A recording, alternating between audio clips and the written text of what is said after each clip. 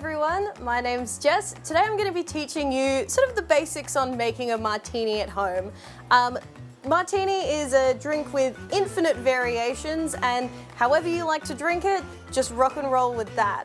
So we're going to be starting with a nice sort of dry style of martini. This is a really good place to start when you're just learning how to make them and learning kind of what you like. This one is going to be a touch more savoury, but if you do prefer a little bit more citrus, more spice, more floral, just change up the ingredients and it will definitely work well for you as well. So we'll be starting with the Bass Flinders Maritime Gin. This one is a nice sort of quite citrusy but also very salty gin with a little bit of coastal saltbush in it as well. Personally, I like my martinis nice and big, so we'll be doing about a 90ml martini today. If you want to make them a little smaller, you can absolutely do that at home if you like. So we're going to start with about 85 mils of gin. So a nice big glug will do one, and just a little bit more as well.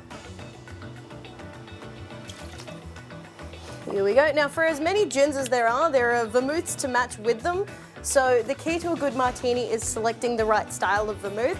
Today I'll be using Maidenii Dry. Very similar flavour profile.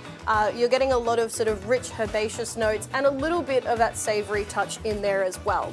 Now if you like a little bit more vermouth, that's called a wet martini, and you can do sort of anywhere between 15, 20 mils, even more if you like. Personally I like mine dry, so I'm only going to be doing maybe about 5 mils in there. We'll keep it nice and gin forward. There we go. Now, if you do like your martinis dirty, and this one would make a delightful dirty martini as well, now's the time to add your olive brine. Typically, I like to keep it just a slight little bit dirty with only about 5 mils of brine, but if you like more, go ahead and use a little bit more. So we're going to give this a nice stir as well.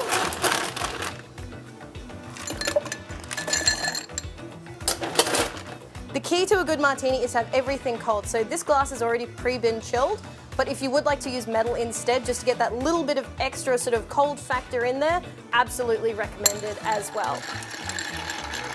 You want to be stirring nice and fast just to sort of get that temperature dropping and the dilution starting.